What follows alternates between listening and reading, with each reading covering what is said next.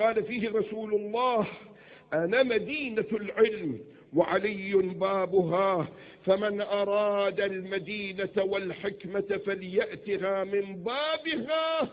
وفي يوم ولادته 30 سنة بعد عام الفيل، لما خرجت السيدة الطاهرة أمه من جوف الكعبة وعلى يديها علي يتلألأ وكأنه النور، ونزل أبوه أبو طالب سلام الله عليه ونظر يخاطب ربه. أبو طالب المؤمن وهو مؤمن قريش نظر وقال: يا رب، يا ذا الغسق الدجي والقمر المبتلج المضي، بين لنا من حكمك المرضي ماذا ترى في اسم ذا الصبي. وإذا بسحابة ظهرت من بعيد، قائل هذين البيتين هو الله.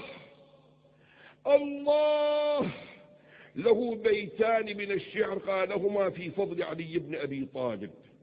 ماذا قال الله؟ قال الله: خصصتما بالولد الزكي والطاهر المنتجب المرضي، واسمه من شامخ علي. علي اشتبت بنا العلي.